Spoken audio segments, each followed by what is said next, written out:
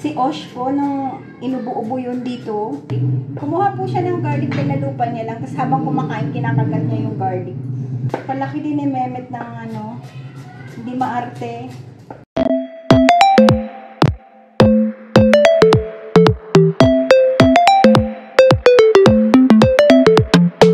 Good morning! Ayan po, tayo yung nagpe-prepare ng breakfast. Magsasangag ako today.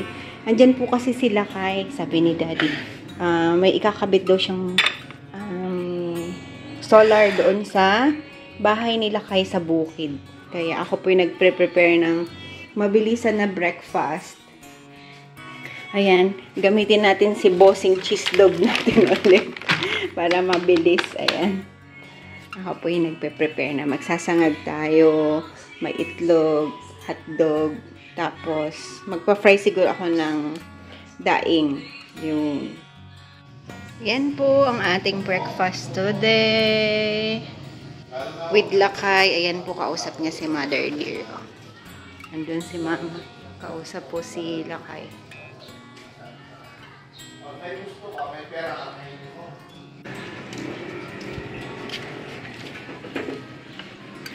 Matanda na si Daddy ko ah. Marami nang nakakalimutan ah. Matanda pa nga.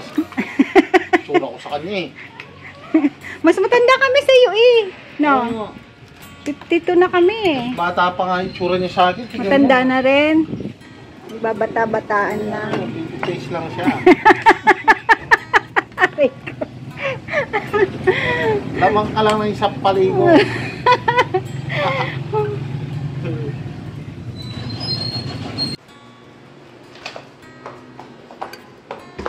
Ayan. Ako po ngayon ang nagmamap kasi si Daddy po ay kasama nga po nila kay. Ayan. Siya po ang gumagawa na to. Kasi ayaw niya pa akong pagmapin. Kasi ngayon po, in-hit si Bella. Sabi ko si Lola Bella, in-hit na naman. Kaya po di ba may dugo-dugo. Medyo kailangan natin siyang pupunasan. Ayan tayo ay may vinegar po ito. With vinegar. Yung ating sukang paumbong na noon ko pa binili na nag-brown. Ayan. Siya po ang ginagamit ko sa gulay, sa mga basahan. Kasi yung ano po, yung basahan namin, yung floor matting namin na, ano bang tawag doon? Basta yung sa floor po na mat, doormat yun. Ano po ang ginagawa ng dog? Doon minsan umiihi. Diba? Kaya kami po'y parating naglalaba everyday ng mats. Pero po napansin ko si Bella ngayon kasi matanda na nga po siya. May time pong wala kaming tulog sa gabi. Bawa makakatulog ka, minsan mga 2 o'clock, 3 o'clock. Kumakatok po ng pinto. Gumaganyan siya sa pinto. Kasi, di ba po kasama namin siya matulog. Tapos, ibig sabihin po nun, magpapalabas siya, iihi siya. May time sa mat nag-umiihi, may time, siguro pag napupupo, parang napifeel niyang magpupo o magpipi. Basta po nagpapalabas. Kaya madidisturbo yung tulog mo sa gabi. Hindi ka makaka-straight. Bagay po pag ganitong edad, wala na, no? Ako po, bihira na yung talagang tulog na straight na. Yung pag natulog ka, pag gising mo, umaga na. Wala na po akong ganun eh. Kaya pagka nakakapaminsan, nakakaganon ako, napapa-thank you ako kay Lord. Lord, thank you. Parang nakakamiss po yung, nagtulog ka, tumulog ka, tapos paggising mo, umaga na. Yung parang ang haba ng tulog mo. Bihira na po yun sa akin. Sige, tauhan nyo yung hinahayaan ko po sila dyan pumasok sa umaga. Sa dalawang kwarto. Kasi nga po walang tao. Nakakatuwa naman si Mingming tsaka si Mingga dyan tumatao sa dalawang kwarto. Mahirap po yung kwartong walang tao eh. 'Di ba? Yan. Dito po 'di ba si Mami? Di pa po kami nakakapagpapintura kasi inaano namin si Mama kung kailan siya ano ba tawag doon? Yung kampante ba? Kasi pag nagpintura po, ang mangyayari, magulo ang bahay. Eh, pag matanda na po, syempre parang ayaw niya na ng gano'n na magulo. Kaya malamang po pag aalis kami, kung matatagalan kami ng kaunti, doon magpapapintura si Daddy. Ganun po yung balak naming mag-asawa. Kung matuloy po kaming umalis ni Mother, saka siya magpapapintura.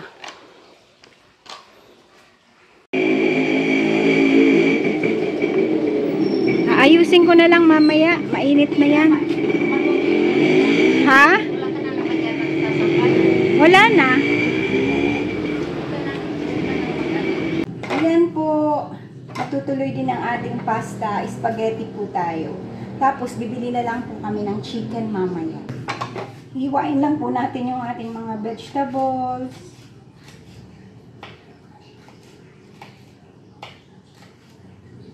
Wala pa po si Daddy. Pumunta po siya kay Nalakay.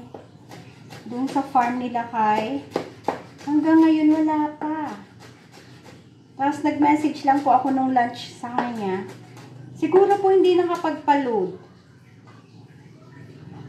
Hindi nag-reply. Sabi ko, uminom lang ng water kasi mainit. Baka kako ma-heat stroke siya.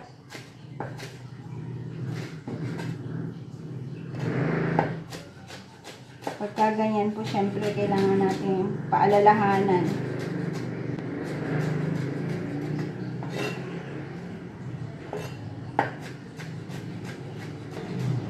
Dahil siguro po wala akong anak, nabubuhos po ko kay Daddy yung mga ganyan-ganyan.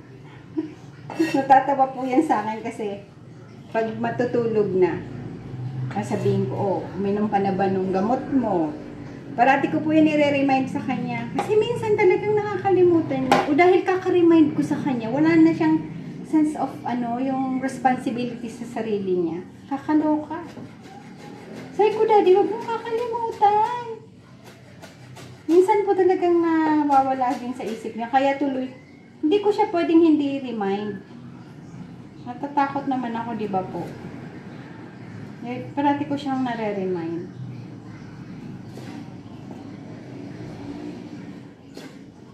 Tapos, ngayon po kasi pinapainom ko siya ng fish oil sa gabi. Sino po ba yun? Parang si Doktor. Hindi ko po alam kung sino nagsabi nun. Kalimutan ko si Dr. Mendres ba o si Eric Birch. Basta yung maganda daw, pagka yung high blood ka, iinom ka ng sa gabi, iinom ka ng fish oil kasi usually nga, ang stroke na nangyayari kalamitan sa gabi ay sa madaling araw, parang ganun, sa umaga pagkagising kasi mataas ang BP, parang ganun po yung ko, kaya pinapainom ko siya ngayon ng fish oil sa gabi. Ganun po, tingnan ko po kung saan ko yun narinig, basta narinig ko po yun. Napanood ko pala. Tapos, pero po sa umaga, mayroon pa nagpi-fish oil din kami ng isa. Sinasabayan namin ng turmeric. Ano po yung turmeric na yun? Bigay pa po yun ni Mrs. Tessa sa Lire. Kasi ngayon po, hindi ako nakakapaglaga ng luyang dilaw. Pag hindi po naglaga, yun, naiinom po namin yung binigay niya sa amin na turmeric. Yun po ngayon iniinom namin. Bago po akong ligo, tingnan niyo po, pawis na pawis ako.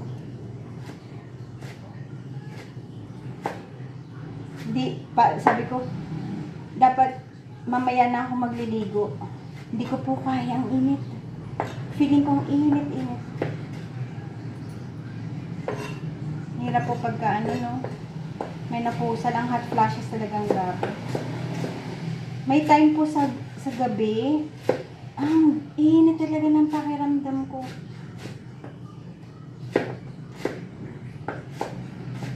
Pero ano naman po yun, parang dadaan lang, tapos mamaya ayos na. Pero minsan matagal. Nakakaloka din. Nakakaloka din talaga. Dapat po ito kanina ko siya gagawin. Yung after lunch. Tinitingnan ko, sabi ko, hindi ko kaya. Mainit. Mainit po sa kusina pagka ganun ano.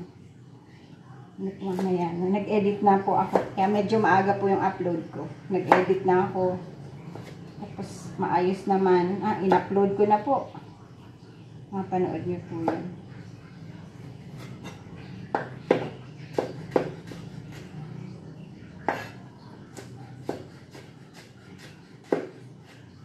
Busy si mama, nasa garden.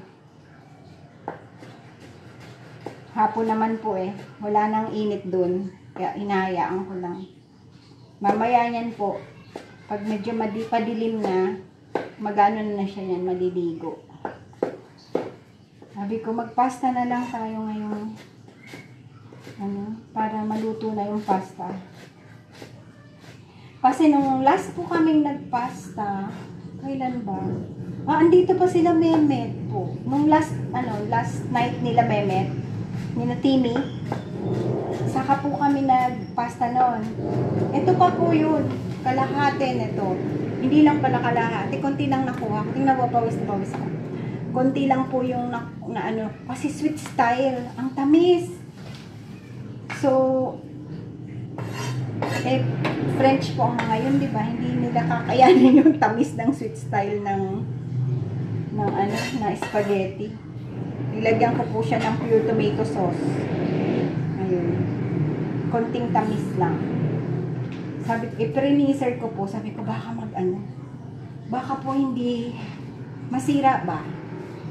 Grabe, pawis na pawis ako. Pupunas lang po ako. Punas tayo grabing pawis. Tingin ko po, isang red, isang puting sibuyas kasi meron kaming white onion. Sayang naman baka masira. Mabilis po siya masira eh. Pero mukhang maganda tong white na tong nabili ko. Kasi yan po nilalagay ko sa pagka may adobo, basta may luto po na sa dulo nilalagyan namin sibuyas. White naman, pagka may available na magandang white, yun po ang ginagamit ko. Sarap po ng white sweet onion.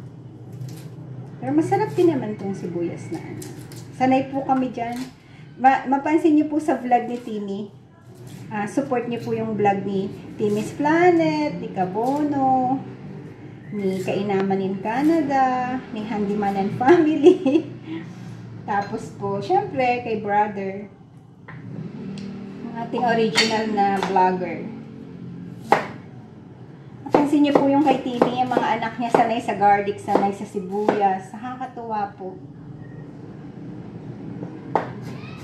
Si Osh po, nung inubo-ubo yun dito, nagulat ako sa kanya. Sabi ni Frank, parang sinabi, hindi ko alam si Frank o si Timmy ang nagsabi na, you eat garlic. Kumuha po siya ng garlic, pinalupan niya lang, tapos habang kumakain, kinakagat niya yung garlic. Nakakatuwa po, di ba? Palaki din ni Mehmet ng hindi maarte. Nakakatuwa po eh. Tuwang-tuwa sa ganun.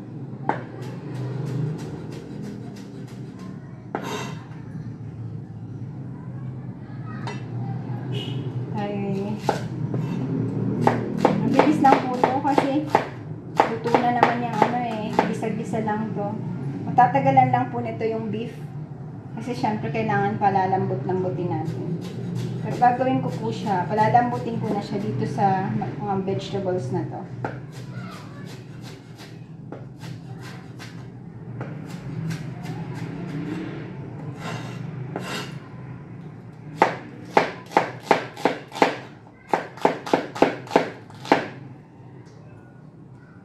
Punta sana kami ngayon sa farm eh. Bisitahin namin yung mga bata. Wala pa si Daddy. Sabi ko, nagluto na ako. Maano sa mata ang sibuyas. Ooh. crazy sa mata, ha?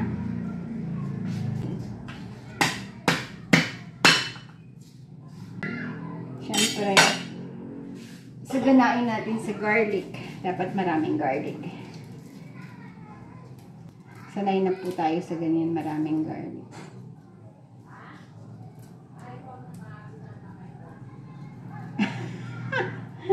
Naririnig ko po si mama, kinukulit ng mga bata. May pinapakuha na naman ata sa kanya.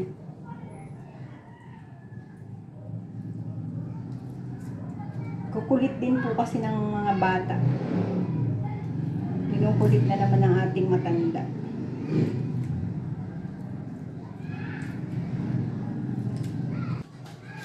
Hingga.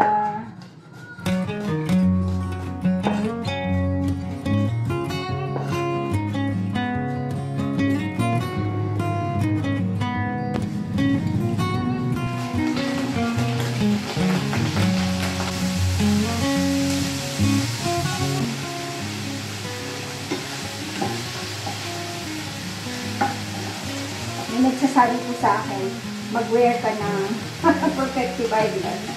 Parang may bumubulong ba. At ganun po sumunod tayo at minsan makamadali ang eyes natin. Di ba po may mga ganun tayo minsan na parang may nagsasabi sa inyo. Ganito gawin mo, ganyan. Pagka ganun po susunod tayo, pray tapos sunod. Yan mga ganito, wala namang, hindi naman life-changing, kumbaga. Sumunod po tayo, wala namang mawawala. Pero, sabi nga daw, ang bulong, dalawa yan. It's either bad or good. So, pray for it na tama. The Lord is the one who's whispering. Mamaya pala, hindi na.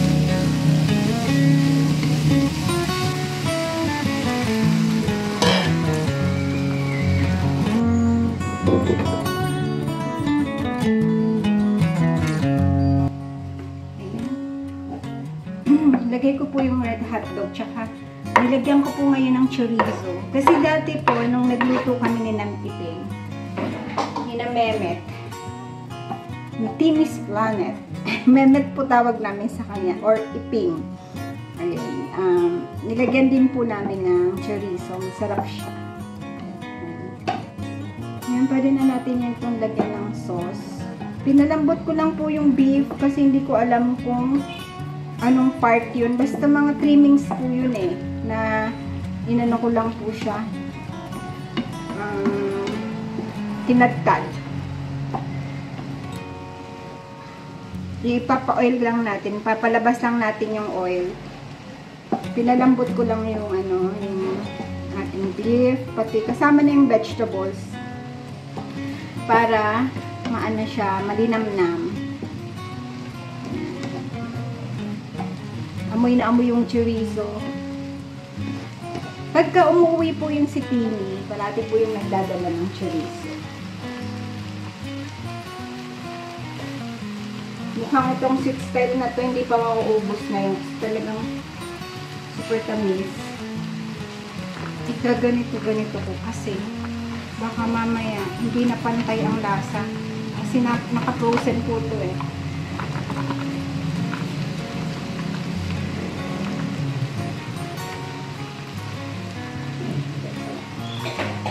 Wag mong kayanin. Mabigat yan. Yung mga bagay na hindi ginagawa ng matanda. May kinikwento po sila kay kanina, yung lola ng asawa niya, 99 na, nadulas din.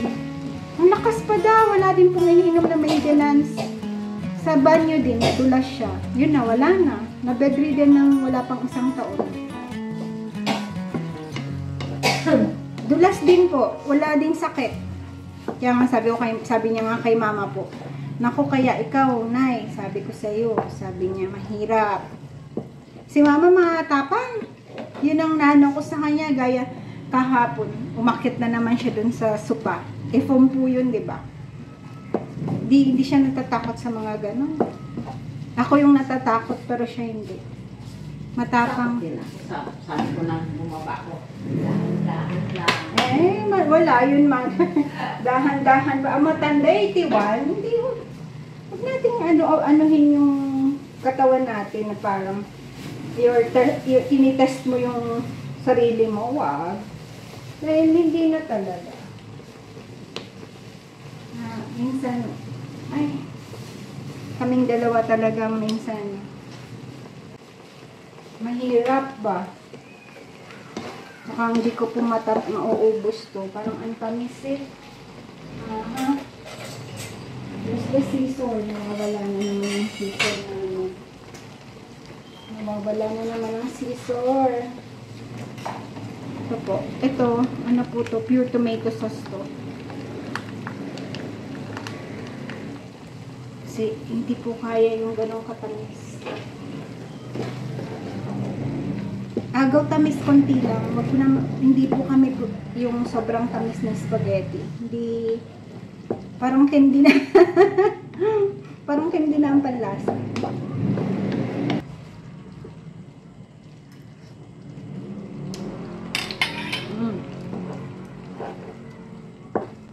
Mukhang tama lang.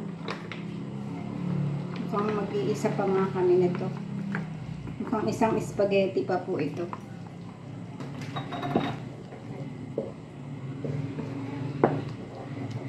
Hindi talaga kaya. Masyadong. Ayan, okay na yan. Tapos po, lalagyan natin siya na cream cheese.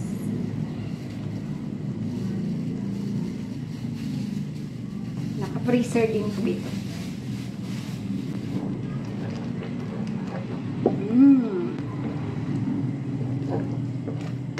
Tapos saka na lang kami magagadgad mamaya ng ganda.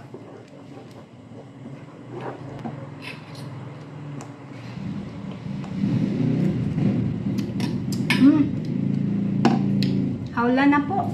Ayos na. Done. Happy eating! Nandito si Sammy Buboy. What? Sarap po. Mountain! Mountain ba?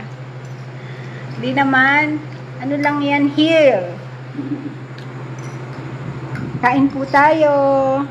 Sarap. Pasta night kami tonight. Natuloy din yung pasta. Sarap ba, Mother Jollibee. Jollibee. If you planted hope in a sad and troubled heart, and someone's burden was lighter because you did your part, or if you wiped some tears away and caused a little smile by your actions today, then the Lord has blessed you well by being a blessing to someone else, and more blessings are on your way. In Proverbs chapter 19 verse 17 says, "Whoever is kind to the poor lends to the Lord, and He will reward them for what they have done." Thank you for watching. Please like, subscribe, push that notification bell, and share. Maraming salamat po. To God be the glory.